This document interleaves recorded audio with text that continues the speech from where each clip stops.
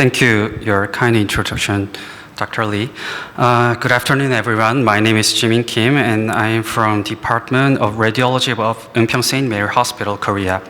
In this presentation, I will talk about best practices for ensuring safety in radiology procedures involving contrast media. But in this presentation, we don't have enough time to deal with the side effects of all the contrast media. And since the iodine contrast media is the most commonly used, so I'll mainly discuss about the iodine contrast media.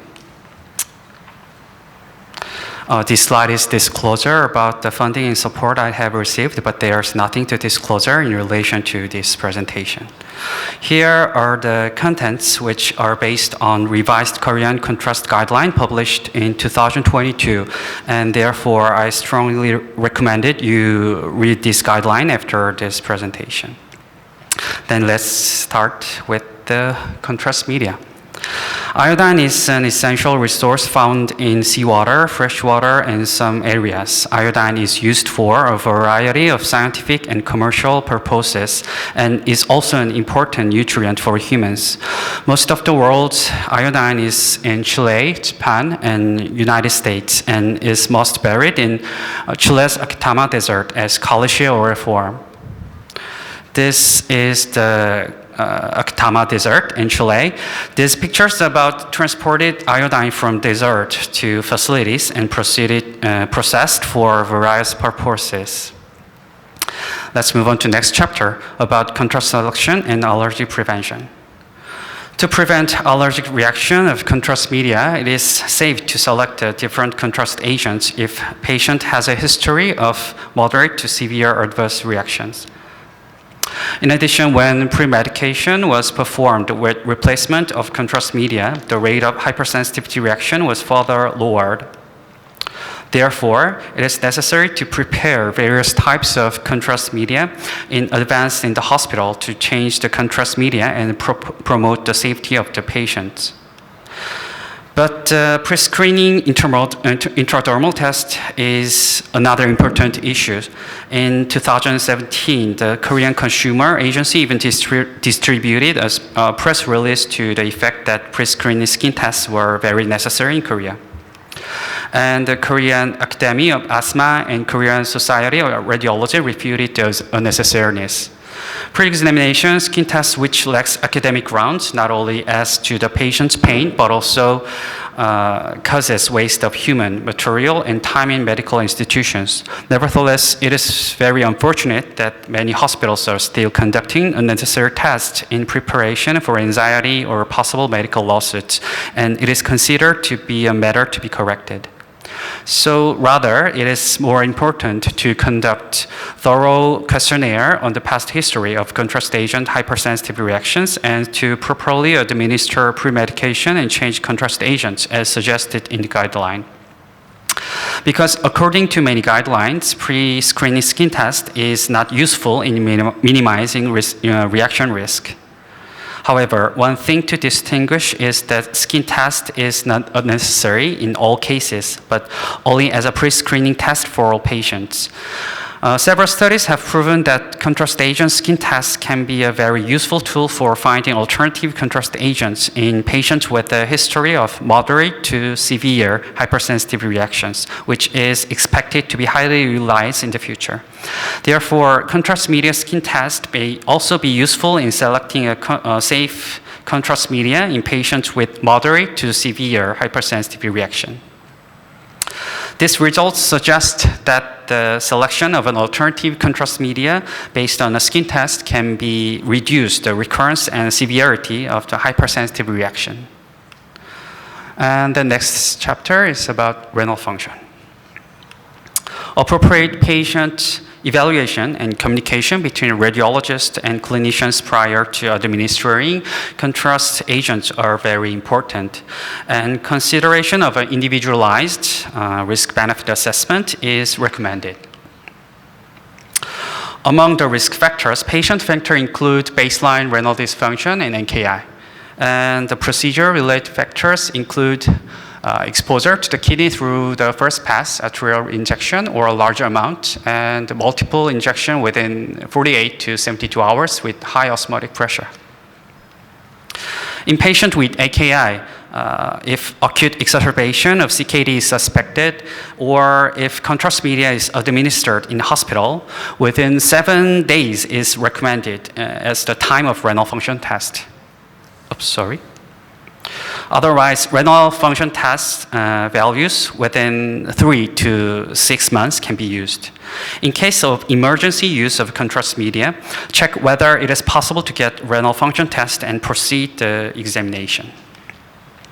When the use of contrast media is unavoidable, patients with underlying renal dysfunction should be given adequate fluid before and after the test. Even in patients with chronic maintenance dialysis, if there's residual renal function, it is recommended to perform pre-treatment to prevent renal toxicity of contrast agents to protect the residual renal function. Intravascular iodinated contrast agent administration is not absolutely contraindicated in all patients with AKI. However, the CT without contrast media or other modalities such as MRI or sonography could be useful alternative for people at high risk of AKI. Although there are studies in which there can be a distinct relationship between the dose and network toxicity, evidence is still insufficient to explain. Therefore, it is not recommended to reduce the contrast agent dose in random to lower the risk of the AKI. Instead, standard contrast administration is recommended if the benefits of contrast media are considered to outweigh the risk. It is known that the use of low osmotic contrast media in patients with the reduced renal function is less likely to cause nephrotoxicity than high osmolar contrast medium. However, there was no significant difference in the incidence of nephrotoxicity in patients with normal renal function. The final chapter of my presentation is about adverse reactions. Adverse reactions are largely divided into two as follows and divided into three according to the severity of the symptoms. Unfortunately, there is no established prevention strategy of physiologic reaction. However, acute hypersensitive reaction could be prevented as I discussed former slide. Therefore, differentiating acute hypersensitive reaction from physiologic reaction is one of the most important things to know in this presentation. It is really hard to memorize all the symptoms of hypersensitivity and physiologic reactions and differentiate them from the others. However, most of the hypersensitivity reactions are accompanied by dermatologic symptoms, including urticaria, pruritus, or swelling. In the terms of dermatologic symptoms, there is a kind of recommendation which clinicians commonly use.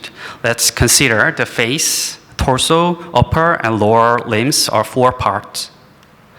And if they are less than 3 parts, then the reaction is considered as the mild symptoms.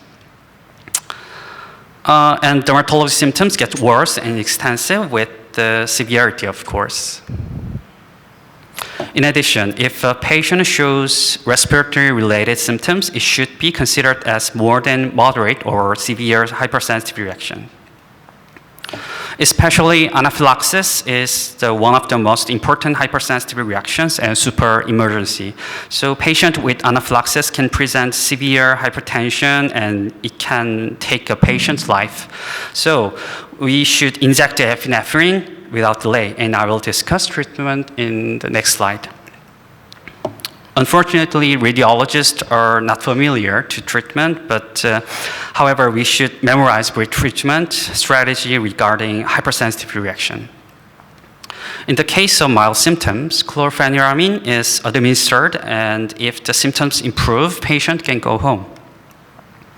However, if it's moderate or severe, you have to send the patient to the emergency room without delay. However, we need to keep the patient alive before patients get to the emergency room. Therefore, so we can give patients steroid together when patients showed moderate symptoms. If patient shows a severe reaction like anaphylaxis, you should administer epinephrine without delay.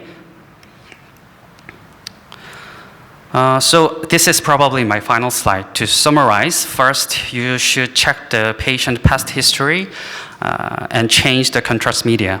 And you don't have to do a skin test every time. Second, results of kidney function should be checked. Finally, most hypersensitivity reactions are accompanied by skin symptoms, and if is more than moderate, patient should be sent to the emergency room immediately. So I'll wrap it up here, and thank you for your attention. Thank you.